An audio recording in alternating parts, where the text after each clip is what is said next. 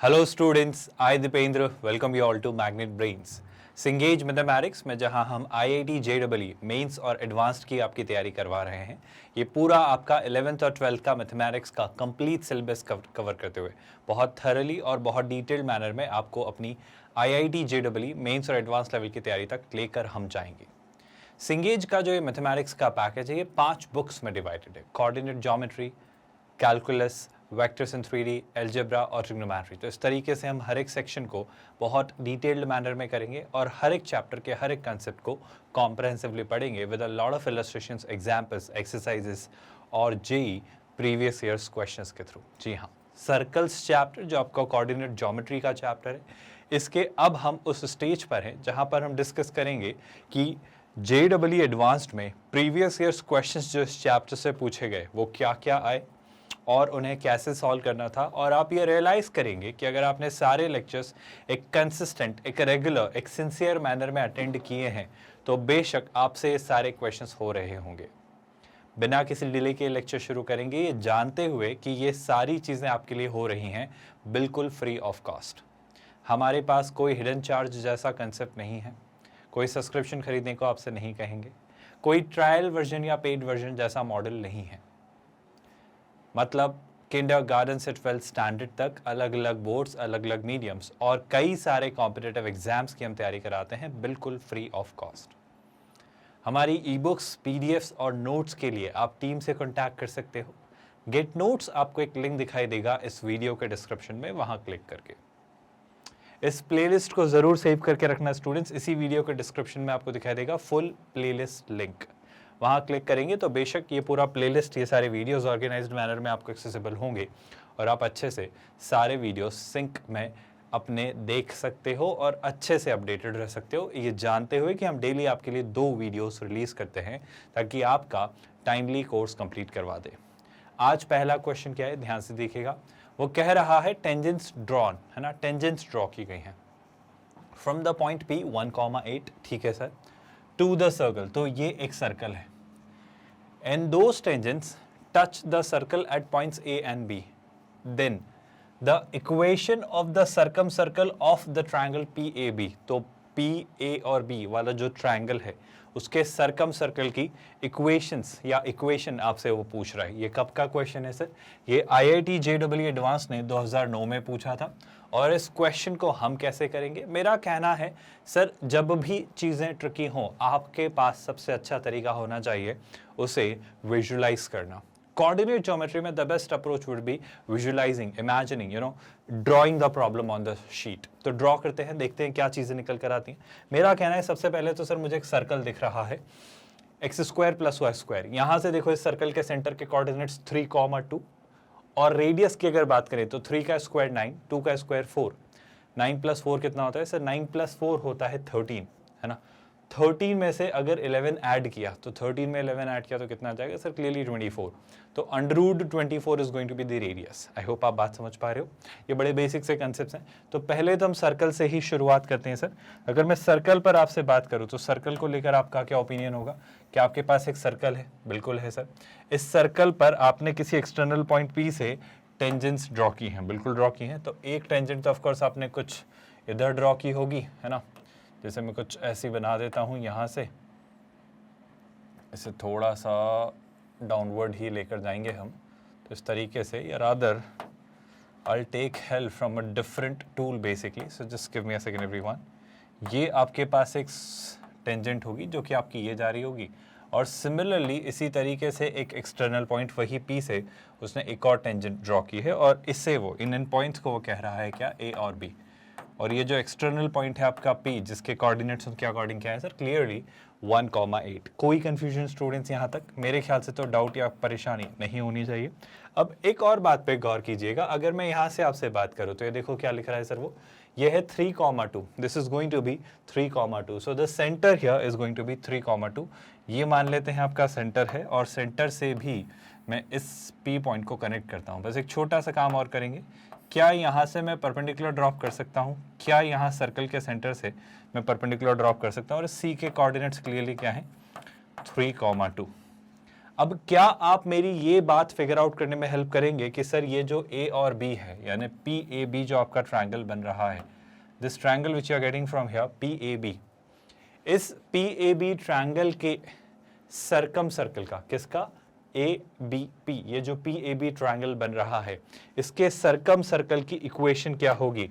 कैसे सोचेंगे जरा बताइए स्टूडेंट्स। मेरा कहना है इसे तरीका तो आसान है, बस चीज़ें थोड़ा सा दिमाग से सोचने की ज़रूरत है। थोड़ा इसे और बड़ा कर लेते हैं। आई थिंक चीज़ें सर कुछ ऐसी आपको दिखनी चाहिए। I am really sorry for this. मैं आपको और अच्छे से दिखाना चाह रहा हूँ चीज़ें कि देखो एग्जैक्टली क्या हो रहा होगा अगर आप ध्यान से देखें तो एग्जैक्टली चीज़ें कैसे वर्कआउट हो रही होंगी। बस थोड़ा सा ऐसे ठीक से प्लॉट कर लेते हैं। मेरे ख्याल से ये काफ़ी हद तक बन चुका है। बिल्कुल, बस मान लो कि ये वो आपका सरकम सर्कल है। अब लगभग हर एक चीज़ आपके सामने ड्रॉन है।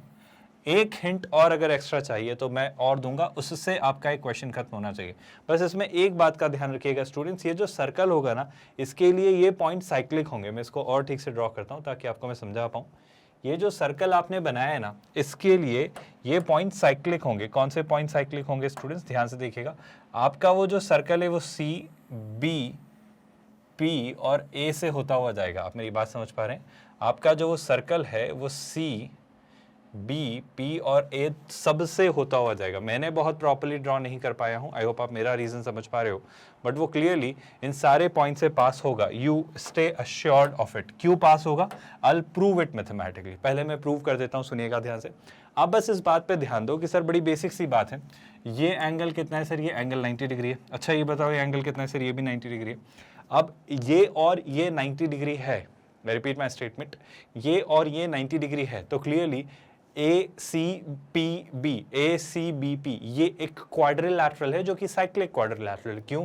क्योंकि सर इनका और इनका सम भी 180 होना तय है, क्योंकि टोटल सम 360 होता है, उसमें से ये दोनों अपना 180 हिस्सा लेके चले गए, तो इन दोनों अपोजिट एंगल्स का भी सम 180 होगा। और अगर किसी क्वाड्रिलैटरल में अपोजिट एंगल्स का सम है ना, अपोजिट एंगल्स का सम 180 हो, तो वो हमारा एक कंसाइक्लिक क्वाड्रिलैटरल होता है। सर कंसाइक्लिक क्वाड्रिलैटरल का क्या मतलब होता है? इसका मतलब होगा कि यहाँ पर आप एक ऐसा सर्कल ढूंढ पाओगे जिस पर ये चारों पॉइंट्स लाई करेंगे, या बेहतर लैंग्वेज में सर इन चारों पॉइंट से एक सर्कल पास होगा। क्या आप मेरी बात समझ पा रहे हो? बहुत ट्रिकी पार्ट है और यहीं से क्वेश्चन खत्म होगा।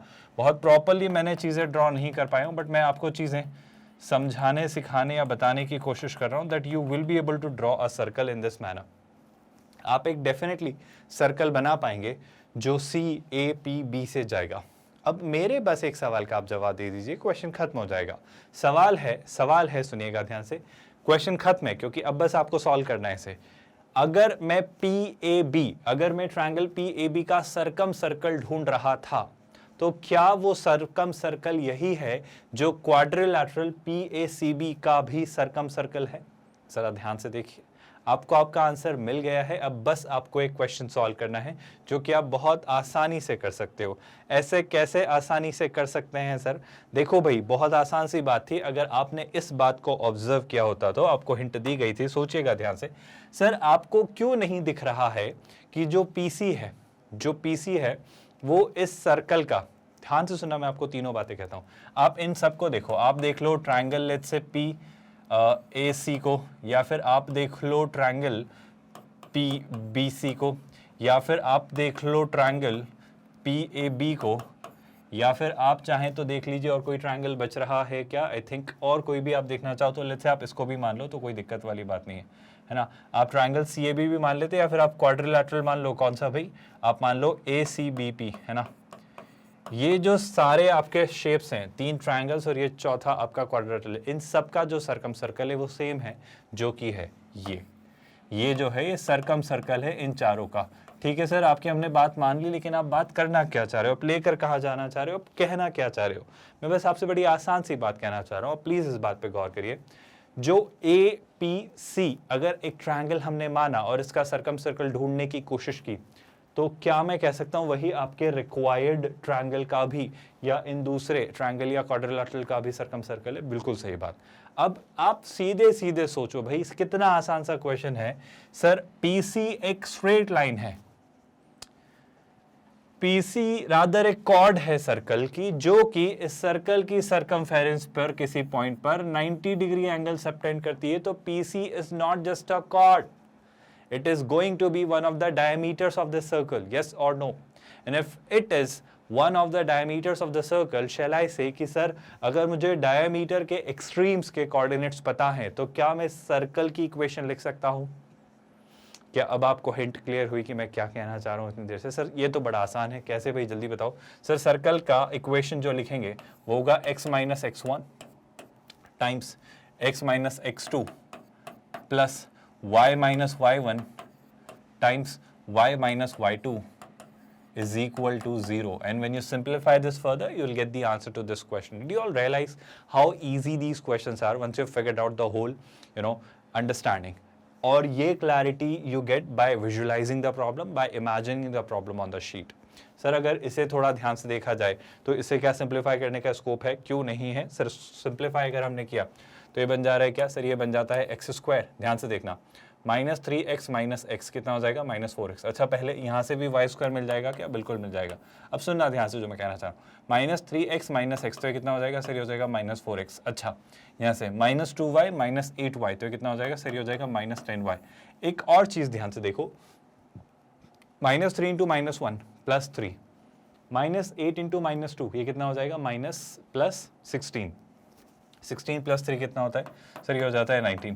सो shall I say this is going to be the answer, this is the required circle, जो कि सर्कम सर्कल है PAB का, है ना। और अगर ऐसा हम देखना चाहें तो x square plus y square minus 4x minus 10y plus 19 is clearly given with which option? Sir ये क्लियरली आपको दिख रहा है ऑप्शन बी में। किसी भी स्टूडेंट को इस क्वेश्चन को समझने में कोई तकलीफ, कोई परेशानी? आई थिंक एक आसान सा, बेहतरीन सा, डायरेक्ट सा, सिंपल सा क्वेश्चन था जो हर एक स्टूडेंट ने क्रैक किया। आई होप ये पूरी स्टैंडर्ड ऑपरेटिंग प्रोसीजर जो हमने मॉडस ऑपरेंडी यूज़ किया, जो एक बेसिक सी मैकेनिज्म हमने यूज़ किया, हमारे उन सारे कंसेप्ट्स को रिकॉल करते हैं जो सारी बातें हमने पढ़ी हैं। आई थिंक इसमें ऐसा कुछ भी नहीं था जो हमने नहीं पढ़ा था। तो आई थिंक सर चीज़ें आसान है और मैं आपको बस यही समझाना चाह रहा हूँ कि JEE एडवांस्ड टफ एग्जाम नहीं है अगर आपको बेसिक्स पता है तो, अगर आपने हर कंसेप्ट को अच्छे से पढ़ा है तो। चलिए इसके साथ मूव करते हैं नेक्स्ट क्वेश्चन पर, और नेक्स्ट क्वेश्चन को देखते हैं क्या लिखा हुआ है। पढ़िए ज़रा ध्यान से। एक सर्कल है जो कि पास हो रहा है पॉइंट -1, 0 से और टच कर रहा है y एक्सिस को 0, 2 पर। तो वो और किस पॉइंट से पास होगा, इस बारे में सवाल किए जा रहे हैं। कैसे सोचेंगे सर? अगेन मुझे तो कुछ ज़्यादा समझ नहीं आता है जब तक मैं चीज़ें विजुलाइज ना कर लूँ। तो सर ये रहा आपका क्या? ये रहा आपका y एक्सिस, और सिमिलरली ये रहा आपका क्या? ये रहा आपका x एक्सिस। कोई तकलीफ तो नहीं है भाई? किसी भी स्टूडेंट को है तो पूछो। सर ये y एक्सिस और एक्सिस आगे तो क्या? मैं एक बेसिक सा सिनेरियो ले रहा हूँ, है ना। मैं एक बहुत ही बेसिक, बहुत ही सिंपल सा, डायरेक्ट सा सिनेरियो ले रहा हूँ। बाय द वे अभी हम कौन सी कैटेगरी के क्वेश्चंस कर रहे हैं? अभी सर आप single correct answer type questions कर रहे हो, है ना। अब सुनिएगा ध्यान से काम की बात को। अब अगर मैं आपसे पूछूं सर, फिर वही बात, एक ऐसा सर्कल जो कि क्या कर रहा है, y एक्सिस को 0, 2 पर टच कर रहा है। 0, 2 मतलब यहाँ कहीं टच कर रहा होगा। शलाई से 0, 2 पर टच करना मतलब क्या? शलाई से यहाँ कहीं टच करना, ऐसा कहीं वो यहाँ कहीं टच कर रहा है। किसे टच कर रहा है? Bye the way it is touching the y axis 0, 2 and do I know the rest of the details? Do I know बाकी चीजें? सर क्या ज़रूरी है अगर कोई सर्कल 0, 2 पर टच करे तो वो इसी तरफ हो? बेशक वो इस तरफ भी हो सकता था। तो इसी सर्कल का आप रेप्लिका भी ढूंढ सकते थे सर, इसी सर्कल का रेप्लिका भी आपको मिल जाता, वो शायद यहाँ पर बन रहा होता। इस बात से तो किसी स्टूडेंट को कोई आपत्ति नहीं। चांसेस थे सर, बराबर चांसेस थे, ऐसा हो सकता था कि ये आपका ऐसा कुछ बन रहा होता, है ना। अब मेरा आपसे पूछना है सर, इस क्वेश्चन में आप कैसे सोचोगे? मैं आपको हिंट देता हूँ और again I leave it up to you कि आप एक बार बताएं, फिर हम साथ में बेशक डिस्कस करेंगे। जब इसने इसे y एक्सिस पर टच किया यहाँ, when it touched it here at the y axis here at which point 0, 2, है ना। तो this point is going to be 0, 2 और ये पास होता है किससे? -1, 0 से। अब आपको अच्छी क्लैरिटी मिलेगी that which one are you going to choose, ये पास होता है -1,0, तो शैल आई से ये पॉइंट होगा -1,0, -1,0 कुड बी एनीथिंग, वो या तो ये हो सकता है कुछ भी हो सकता है, बस एक रैंडम सा पॉइंट हम मान लेते हैं हमारी समझ के लिए, है ना। सो पहले तो मैं ये वाला पार्ट हटा दे रहा हूँ कि ऑफ कोर्स सर ये ट्रायंगल आप नहीं चुनेंगे, क्योंकि वाई एक्सिस को अगर इसने टच किया है तो फिर उस तरफ से कैसे टच करेगा अगर वो -1,0 से पास हो रहा है। तो I think this is the possibility we all are looking for. अब चूंकि ये -1,0 से पास हो रहे हैं, तो let's assume that this point is that -1,0 and this circle definitely has a centre. I hope I have made you understand the problem pretty well in a pretty well manner. अब आप मुझे बताएंगे कि इस क्वेश्चन को solve करने के लिए आपके पास क्या आइडिया है, आपके पास क्या थॉट है, आपके पास क्या अप्रोच है। एक आइडिया, एक हिंट, एक थॉट आप हमेशा अपने पास कैरी करते हो कि सर बड़ी बेसिक सी बात है, अगर ये सर्कल y एक्सिस को 0,2 पर टच करता है तो कुछ तो मुझे पता है। आपको क्या पता है, प्लीज इस बात को सुनिए। जैसे कि अगर मैं आपसे कहूं, चीजें फिर से विजुअलाइज करिए, क्या इस सर्कल के सेंटर के कोऑर्डिनेट के लिए मैं यहां से कुछ ढूंढ सकता हूं? देखो भाई, अगर मैंने यहां से इस पर एक परपेंडिकुलर ड्रॉप किया कुछ इस तरीके से, तो क्या आपको नजर आ रहा है सर ये जो पॉइंट है क्लियरली क्या है सर, ये है 0,2 और ये है सर्कल का सेंटर। बिल्कुल सर सही बात है, सर्कल का सेंटर। तो अगर ऐसा कुछ है कि ये है 0,2 और ये है सर्कल का सेंटर, तो क्या इस सर्कल के सेंटर के एक्स या वाई कोऑर्डिनेट्स में से कोई एक कोऑर्डिनेट में बता सकता हूँ क्या? सर कोशिश की जा सकती है। आप बात समझो, ये कौन सी लाइन है? ये y is equal to 2 straight line है ना। तो शैल आई से कि सेंटर का भी जो y कोऑर्डिनेट होगा वो क्या होगा? 2। आप इस बात से एग्री करते हैं क्या? कोई आपत्ति, कोई परेशानी? सर अभी तक तो नहीं है। अब क्या सोचना होगा? अच्छा, अब आप इसका x कोऑर्डिनेट क्या मान सकते हो? सर कुछ भी मान सकते हैं, कोई दिक्कत नहीं है। तो लेट्स से इसका x कोऑर्डिनेट है h। इसका x कोऑर्डिनेट क्या माना जा सकता है सर? सर इसका x कोऑर्डिनेट माना जा सकता है लेट्स से h। किसी भी स्टूडेंट को इस बात से दिक्कत, सर h ही क्यों माना? कुछ भी मान सकते हो, does not make any difference at all. I hope यहाँ तक कोई परेशानी नहीं है ना। अब अगर मैंने इसका x कोऑर्डिनेट h माना है, अच्छा बाय द वे सुनिएगा ध्यान से, ये डिस्टेंस कितनी है क्या मुझे बता सकते हो आप? सर यही तो वो डिस्टेंस है h। आप देखो ना, ये जो डिस्टेंस है, अगर मैं इस डिस्टेंस की बात करूं तो डिस्टेंस की टर्म्स में यही तो डिस्टेंस है h, क्योंकि सर्कल के सेंटर से जो डिस्टेंस है वो h है। Bye the way coordinate geometry के कॉन्टेक्स्ट में अगर वो h है तो मुझे डिस्टेंस वाइज इसे मॉड h लेना होगा, क्योंकि मुझे नहीं पता वो नेगेटिव है या पॉजिटिव, बट एनीवे इस बार पता है वो नेगेटिव है, बट फिर भी हम तो अपने कन्वीनियंस के अकॉर्डिंग जब रेडियस की बात करेंगे, जब डिस्टेंस की बात करेंगे तो मॉड h लेंगे। सर अभी आपने बोला रेडियस की बात करेंगे, आप h को रेडियस क्यों ले रहे हो? आप क्यों नहीं लोगे h को रेडियस? ये सर्कल का सेंटर, ये सर्कल की सर्कमफेरेंस, तो सर्कल के सेंटर से सर्कल की सर्कमफेरेंस की जो डिस्टेंस होती है वही तो उसकी रेडियस होती है। तो क्या मैं कुछ लिख सकता हूं? बिल्कुल लिख सकते हो सर। तो मैं सर्कल की इक्वेशन लिखूंगा। सर्कल की इक्वेशन लिखने का मेरा क्या तरीका होगा सर? सर सर्कल की इक्वेशन लिखने का मेरा तरीका होगा कि सर्कल के सेंटर के जो कोऑर्डिनेट्स हैं, आई होप आप जानते हो ये हैं, और सर्कल की रेडियस कितनी है सर? वो हम जानते हैं, वो क्या है h। तो क्या सर्कल के सेंटर के कोऑर्डिनेट और सर्कल की रेडियस देखकर सर्कल की इक्वेशन नहीं लिखी जा सकती? क्यों नहीं लिखी जा सकती सर? तो देखो भाई हम क्या लिखेंगे, हम लिखेंगे, बाय द वे ये कब का क्वेश्चन है? ये IIT JEE एडवांस्ड ने 2011 में पूछा था, जब JEE एडवांस्ड IIT JEE 2000 मतलब IIT JEE के नाम से जानी जाती थी, और जो आपकी JEE मेंस होती है, IIT JEE मेंस जो होती है, ये तब AIEEE के नाम से जानी जाती थी, है ना। तो अगर हम बात करें इसकी, तो सर सर्कल की इक्वेशन मेरे लिए तो बहुत टफ टास्क नहीं है। मैं लिखूंगा x माइनस h का whole square plus y minus 2 का whole square is equal to radius का square which is h square. And if you wish to simplify this further you all can, but I would recommend कि इसको simplify करने से पहले एक छोटा सा थॉट लो। This circle passes through a certain point which is nothing but what? -1,0। ये सर्कल पास होता है एक खास पॉइंट से, जिसे आप कहते हो -1,0। तो शैल आई से कि सर -1,0 इसे सेटिस्फाई करेंगे, और आई होप आप देख पा रहे हो जैसे आप -1,0 पास करवाओगे you will get to know the value of h, and when you pass the value of h I think चीज़ें आसान हो जाएंगी। बस यही मैं आपसे कहना चाह रहा हूँ। तो देखो भाई सिंप्लीफाई करने की कोशिश करते हैं। पहले पास करेंगे -1,0, तो -1 अगर यहाँ रखा तो हो जाएगा -1 माइनस h, माइनस कॉमन लिया तो स्क्वायर के कारण पॉजिटिव, 1 प्लस h का स्क्वायर जो कि कितना होगा 1 plus h square plus 2h, है ना। ये हो जाएगा 0 माइनस 2, 0 माइनस 2 यानी 2 का स्क्वायर विच इज कितना 4 is equals to h square. And when you simplify this further what do you get ultimately? Sir h square gets cancelled by this h square. h की जो value आती है, hope आप notice कर रहे हो, 4 और 1 5, 5 उधर गया तो उधर, और ये हो जाता है h कितना -5/2। तो h is going to be -5/2। तो यहाँ पर सर जो ये h के कोऑर्डिनेट है, इसका x कोऑर्डिनेट मिलेगा वो होगा -5/2। तो क्या अब मैं सबसे ज़रूरी बात सर्कल का सेंटर बता सकता हूँ? सर जो ऑप्शन बी में लिखा हुआ है ना वही सर्कल का सेंटर है, बट ये आंसर नहीं है। उसने क्या पूछा था, that circle passes through which point, circle आपका किस पॉइंट से पास होता है आपको ये बताना है। आई होप आप रियलाइज करो। तो मेरे ख्याल से अब सब, चूंकि हमें पता है कि एच की वैल्यू क्या है, मैं यहाँ रख सकता हूँ। चूंकि मुझे पता है एच की वैल्यू क्या है तो वो मैं यहाँ रख सकता हूँ। तो जैसे ही मैं एच की वैल्यू यहाँ रखता हूँ, what does this equation become?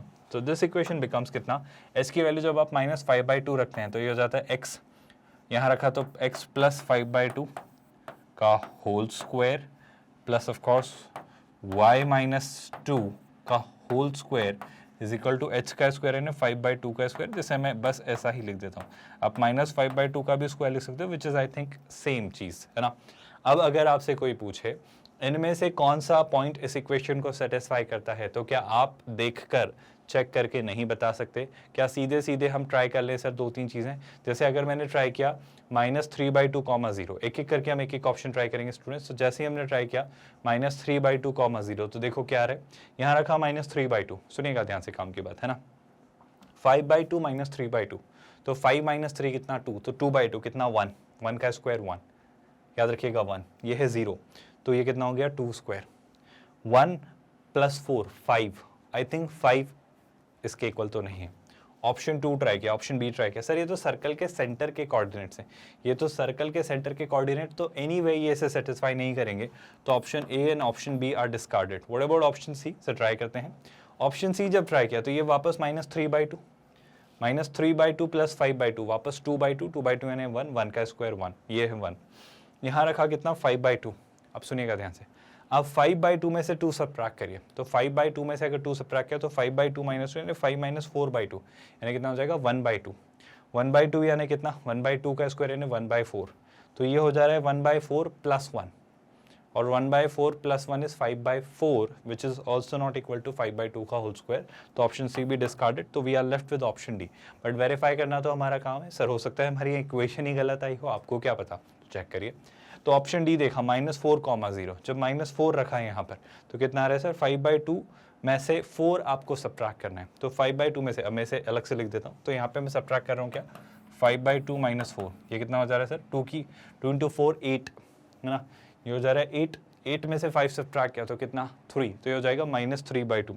अब जब आप -3/2 का स्क्वायर करेंगे तो कितना हो जाएगा सर, वो हो जाएगा 9/4 है ना, प्लस ध्यान से देखो भाई, यहाँ रखा 0, यहाँ रखा कितना 0, 0 रखा तो 2 का स्क्वायर कितना 4। अब ध्यान से देखो भाई, 4 और 4 16, 16 और 9 25, और 25/4 यहाँ भी दिया हुआ है, तो आई थिंक बिल्कुल सही सर, आपका ऑप्शन डी बेहिचक निसंकोच होकर आप मार्क करिए सही है। तो आप कौन सा ऑप्शन मार्क करेंगे? Option D.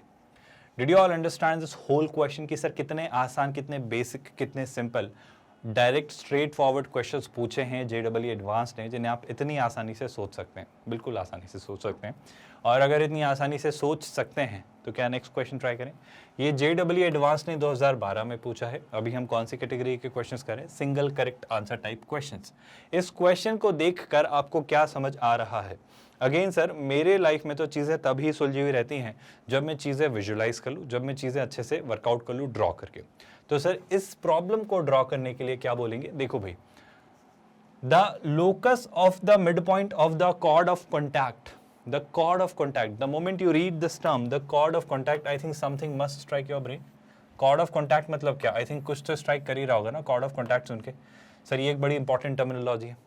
Of tangents drawn from the points lying on the straight line this to this circle. When you look at this circle, do you recognize something? Sir ये एक ऐसा सर्कल है जिसके centre के coordinates हैं 0, 0 और इसकी radius है 3। आई होप ये तो आप देख पा रहे हो। तो एक ओरिजिन पर सेंटर रखने वाला सर्कल, और उस पर मैंने एक स्ट्रेट लाइन, ये एक स्ट्रेट लाइन है ना, let's draw this straight line somewhere here. इस स्ट्रेट लाइन पर लाई करने वाले किसी पॉइंट से मैंने यहाँ पर कॉर्ड ऑफ कॉन्टैक्ट ड्रॉ की है ना।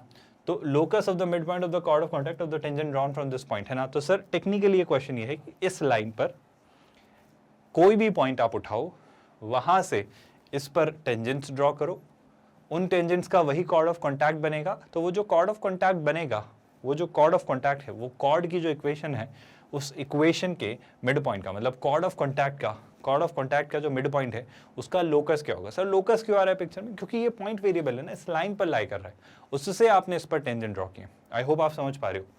आई होप आप विजुलाइज कर पा रहे हो। तो मैं एक बेसिक सा एक स्टैंडर्ड सा सिनेरियो लेकर बताता हूँ। जैसे कि मान लो मैंने यहाँ पर एक रैंडम पॉइंट लिया, लेट्स से मैंने यहाँ पर एक रैंडम पॉइंट लिया। अब जैसे ही सर आपने यहाँ पर एक रैंडम पॉइंट लिया तो लेट्स से आपने यहाँ से एक टेंजेंट ड्रॉ की, तो एक टेंजेंट तो ऑफकोर्स यहाँ आ जाएगी ऐसे, और दूसरी टेंजेंट आ जाएगी ऑफकोर्स आपकी यहाँ पर ऐसे। और क्लियरली आप खुद सोच रहे होंगे कि कॉर्ड ऑफ कॉन्टैक्ट जब आप बनाएंगे तो ये हो जाएगी आपकी क्या, कॉर्ड ऑफ कॉन्टैक्ट। इस कॉर्ड ऑफ कॉन्टैक्ट का लोकस, मिड पॉइंट का मुझे लोकस निकालना है, तो इसे मैं कह लेता हूँ क्या, इसे मैं कह लेता हूँ h कॉमा के, है ना। और इस सर्कल के सेंटर के बारे में ज़्यादा बातें करने की जरूरत नहीं, जो कि 0,0। इन केस मुझसे इस सर्कल की रेडियस पूछी जाती तो मैं क्या कहता, 3। कोई तकलीफ, कोई आपत्ति नहीं है। सर अब एक बात का जवाब दो आप, अब बड़ी बेसिक सी बात का जवाब दो। इस कॉर्ड ऑफ कॉन्टैक्ट पर ये जो टेंजेंट ड्रॉ की गई हैं इस लाइन पर लाई करने वाले पॉइंट है, उसके कोऑर्डिनेट क्या है सर। अगर उसके एक्स कोऑर्डिनेट को लेट्स से मैं थोड़ी देर के लिए कह लूँ कुछ भी, है ना, जैसे मैं कह लेता हूँ टी, अगर उसके एक्स कोऑर्डिनेट को मैं कह लूँ टी, तो इसका वाई कोऑर्डिनेट क्या बनेगा, आप खुद सोच के देखना। इसका जो वाई कोऑर्डिनेट निकल कर आएगा, आप 4x को ये रखो, 5y को उधर भेजो, तो 20 + 5y/4। x की वैल्यू कितनी आ जाएगी, सॉरी 5, मुझे y की वैल्यू चाहिए, I am really sorry for that.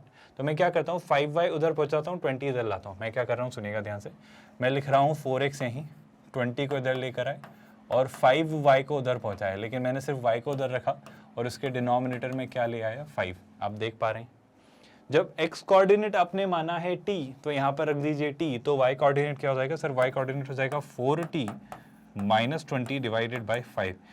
ये आपकी इस स्ट्रेट लाइन पर लाई करने वाले किसी भी रैंडम पॉइंट के क्या हो जाएंगे, कोऑर्डिनेट्स।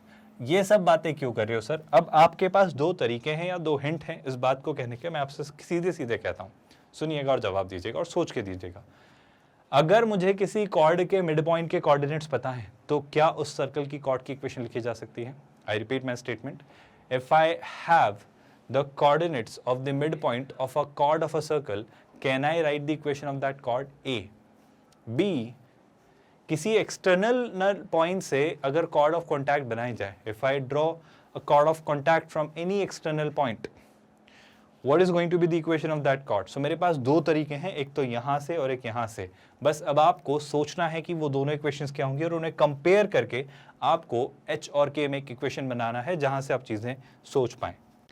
एक तरीका जो हमारे दिमाग में आ रहा है वो बड़ा सिंपल सा, कि सर अगर ये बेसिक सी कॉर्ड जो कि बाइसेक्ट हो रही है h, k पर, क्या याद है आपको, आपने पढ़ा था अगर मुझे कॉर्ड का मिड पॉइंट पता हो तो मैं उस कॉर्ड की इक्वेशन लिख सकता हूं। तो सर अगर मुझे ये कॉर्ड बाइसेक्ट होती, मतलब मिड पॉइंट h, k पर दिख रहा है, I hope you all are realising h, k, this is where it is getting bisected, right. So ये जो कॉर्ड है, इफ आई नेम दिस, है ना, इस कॉर्ड को अगर मैं नाम दे दूं लेट्स से AB, तो हम जानते हैं सर बड़ी बेसिक सी इक्वेशन क्या, T = S1, याद आ रहा है क्या, T = S1, और T आपको याद आ रहा है सर, h, k के लिए अगर मैं T निकालूं, h, k के लिए अगर मैं T निकालूं तो this is going to be कितना सर, hx, आप क्या लिखोगे उसे, hx + ky - 9, this is T। और S1 क्या होगा सर, S1 का मतलब होता है, आप h, k इस सर्कल की इक्वेशन में पास कर दीजिए, है ना, तो क्या हो जाएगा, h² + k² - 9, so this is going to be h² + k² - 9। ये किसकी इक्वेशन है, ये उस कॉर्ड AB की इक्वेशन है। So equation of AB chord, और वो भी किस तरीके से निकाला हमने निकाला T = S1 टेक्निक से, जो कि हमने पढ़ा है। सर अब अगर इस बारे में बात करें तो आप कहोगे ये और ये कैंसिल आउट हो जा रहा है, so this chord turns out to be कितना, hx + ky, है ना, -h² and of course -k² = 0. So this is going to be the equation of chord as per a different rule. But do we have any other approach as well? Sir, we do have. हमारे पास क्या एक और तरीका है, जनाब, बस थोड़ा ध्यान से देखिएगा। एक और तरीका क्या कहता है, ध्यान से देखो भाई। सर अगर मुझे पता है कि किसी एक्सटर्नल पॉइंट से मैंने दो टेंजेंट्स ड्रॉ की हैं और उन टेंजेंट्स का जो पॉइंट ऑफ कांटेक्ट है, उन पॉइंट ऑफ कांटेक्ट से मैंने कॉर्ड ऑफ कांटेक्ट बनाई है।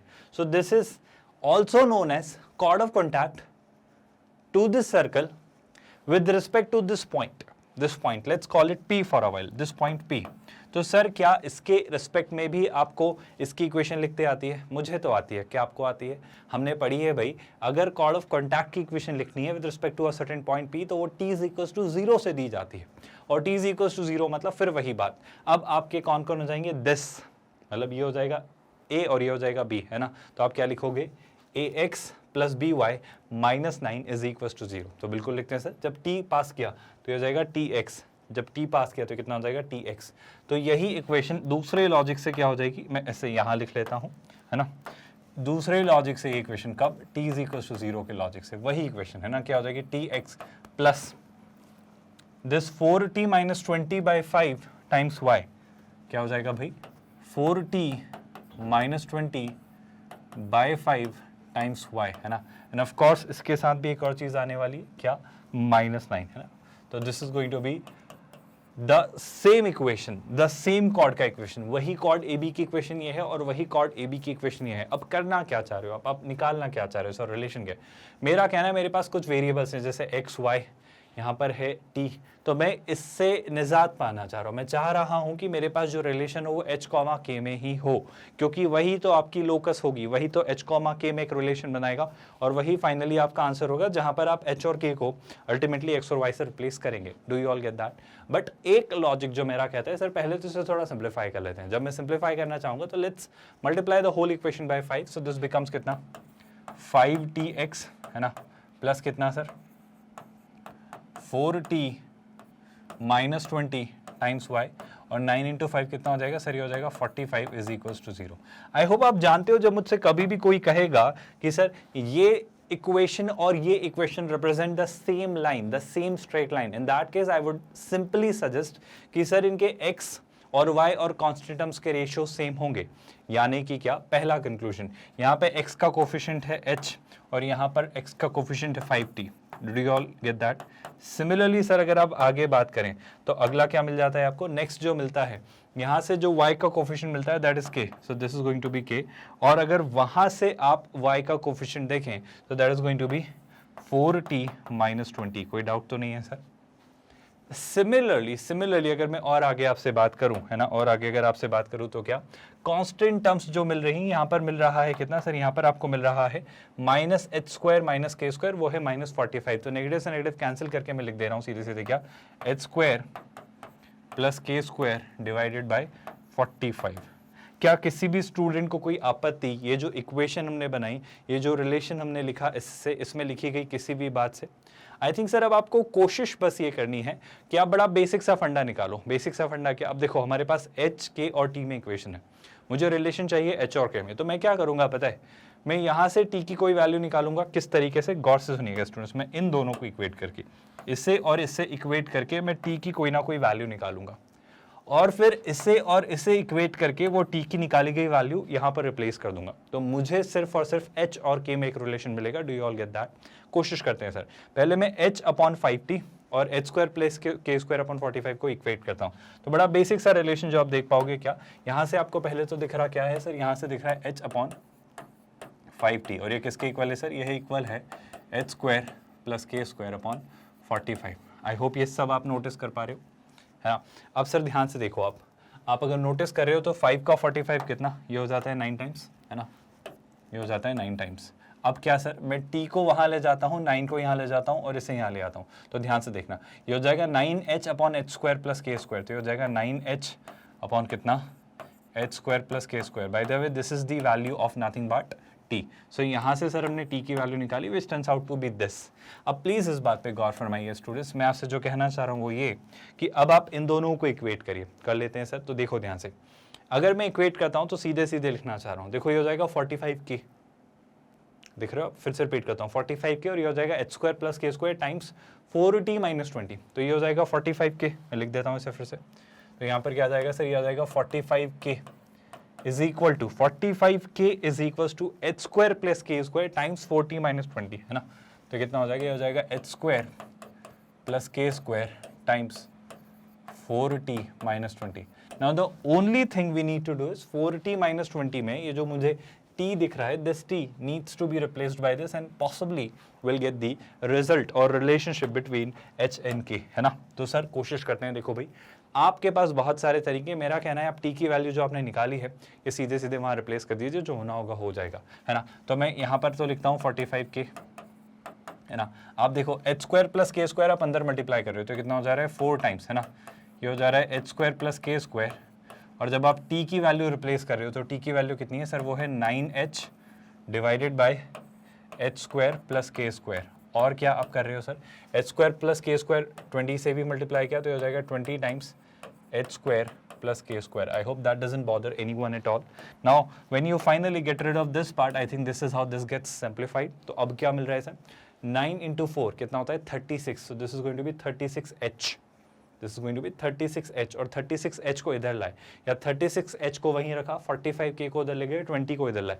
तो लेफ्ट हैंड साइड पर मुझे दिख रहा है 20 times h square plus k square, and on the right hand side what do we see, 9 into 4 36h minus कितना 45k. कोई तकलीफ किसी भी स्टूडेंट को? सर आपको सिंप्लीफाई करने का कोई स्कोप देख पा रहे हो क्या? मुझे तो ज़्यादा संभावनाएं नहीं दिख रही हैं सिंप्लीफाई होने की. और अगर मैं ऑप्शंस में देखूं तो आई होप आप रियलाइज़ कर पा रहे हो, एच और के को आप किससे रिप्लेस करोगे, एक्स और वाई से. और जब आप एच और के को एक्स और वाई से रिप्लेस करते हो तो आपका एक तो 20 में x square plus y square दिखना चाहिए और 36h और 45y दिखना चाहिए. और ऐसा मुझे जो दिख रहा है वो क्लियरली ऑप्शन ए दिख रहा है. सर आपको ऑप्शन ए क्यों दिख रहा है? क्योंकि देखो ना, 20 times h square plus k square is equal to 36h minus 45k. वो जब इस तरफ आ रहा है तो ऑफकोर्स साइन चेंज हो जा रहे हैं, और ये क्लियरली हमें कौन सा ऑप्शन सेटिस्फाई करता हुआ दिख रहा है, option A. IIT JEE advanced 2012 का ये सवाल, जो कि क्लियरली एक आसान सा, बेहतरीन सा, सॉर्टेड सा क्वेश्चन है, जो कि बहुत अच्छे मैनर में आप सभी को क्लियर हुआ होगा. ये सारी चीज़ें जो आपको करवाई जा रही हैं स्टूडेंट्स, ये हम सिंगेज मैथमेटिक्स आपकी IIT JEE मेंस और एडवांस को लेकर करवाई जा रही है. आज हमने IIT JEE यानी JEE एडवांस्ड की प्रीवियस ईयर्स क्वेश्चंस की श्रृंखला यानी सीरीज शुरू की है, और इसे हम कंटिन्यू करेंगे और हम ऑलमोस्ट सारे सर्कल्स चैप्टर से पूछे गए क्वेश्चंस कवर करेंगे. कुछ क्वेश्चंस हम ऑफकोर्स स्किप करेंगे अभी, क्योंकि मेरा ये मानना है कि उसमें अगर कोई कंसेप्ट ऐसा यूज़ हो रहा हो शायद अभी हमने ना पढ़ा हो, तो अभी हम उसे स्किप करेंगे और वो तब करेंगे जब वो चैप्टर भी हम पढ़ लें. आई होप आप मेरा मोटिव या इंटेंट समझ पा रहे हो, ताकि आप किसी भी तरह की एक अननेसेसरी की कन्फ्यूजन से बच जाएं. इसी के साथ साथ स्टूडेंट्स ये बात मत भूलिएगा कि हम किंडरगार्टन से 12th स्टैंडर्ड तक अलग अलग बोर्ड्स, अलग अलग मीडियम्स और कई सारे कॉम्पिटिटिव एग्जाम जैसे कि ये, जहाँ पर हम सिंगेज मैथमेटिक्स जिसके 5 पार्ट हैं, coordinate geometry, calculus, vectors in 3D, algebra और ट्रिग्नोमेट्री, इन्हें सब कुछ फ्री ऑफ कॉस्ट करवाया जा रहा है. कोई हिडन कॉस्ट नहीं, कोई सब्सक्रिप्शन बेस्ड मॉडल नहीं, कुछ भी ऐसा चार्ज नहीं जो आपको पे करना है या कुछ सब्सक्रिप्शन लेना है या कोई ट्रायल वर्जन होगा या कोई पेड वर्जन होगा. इस प्लेलिस्ट को ज़रूर सेव करके रख लीजिए स्टूडेंट्स. आपको कुछ नहीं करना है, इस वीडियो के डिस्क्रिप्शन में जाना है, वहाँ पर फुल प्लेलिस्ट लिंक सिंगेज mathematics for IIT JEE mains and advanced आपको दिखाई देगा. उससे ये प्लेलिस्ट में सारे वीडियोस आपको एक सिस्टमैटिकली ऑर्गेनाइज्ड मैनर में एक्सेसिबल रहेंगे. आप हमेशा सिंक में रहेंगे, आपका कोई बैकलॉग क्रिएट नहीं होगा. आपको हमेशा पता रहेगा कि डेली जो हम आपके लिए 2 लेक्चर्स रिलीज़ कर रहे हैं वो कहाँ तक आ चुके हैं, आपने कहाँ तक देख लिया, आपका कितना बाकी है, पेंडिंग है. इस तरीके से आप अपनी प्रिपरेशन प्लान कर सकते हैं. बिल्कुल निश्चिंत होकर अच्छे से तैयारी करिए, प्रॉपर्ली नोट्स बनाइए, क्वेश्चंस की प्रैक्टिस करिए और चीज़ें रिवाइज करते रहिए. बस यही की है इस एग्ज़ाम को क्रैक करने की, और कुछ खास काम नहीं है, मेरा यकीन करिए. बारीकी में, डेप्थ में और विड्थ में हमें कंसेप्ट्स को पढ़ना है, और वही कोशिश की जा रही है. हर चैप्टर के हर कंसेप्ट के इलस्ट्रेशंस, एग्जाम्पल्स, उसके एक्सरसाइजेस और चैप्टर के अंत में दिए गए JEE एडवांस्ड के प्रीवियस क्वेश्चंस, बहुत ही कॉम्प्रहेंसिव, थरो और डिटेल्ड तैयारी आपकी करवाई जा रही है. हमारी ई बुक्स, PDFs और नोट्स के लिए आप हमारी टीम से कॉन्टैक्ट कर सकते हैं. बड़ा ही आसान सा तरीका है, आपको इसी वीडियो के डिस्क्रिप्शन में दिए गए लिंक गेट नोट्स पर क्लिक करना है और उसके थ्रू आप उनसे भी कम्युनिकेट कर सकते हैं. बस एक ही गुजारिश है, एक ही रिक्वेस्ट है, चूँकि ये एक free of cost quality online education platform है, हम चाहेंगे कि आप इसे और एस्पिरेंट से शेयर करें और लोगों तक पहुँचाएँ. प्लीज़ ज़्यादा लोगों से शेयर करिए ताकि वो भी इससे बेनिफिट हो सके, इस प्रोग्राम का लाभ ले सकें. विद दैट मेरे ख्याल से आज के लिए सफिशिएंट है students. Shall we call it a day here. Let's meet in the next lecture. ध्यान रखिए अपना. Thank you so much.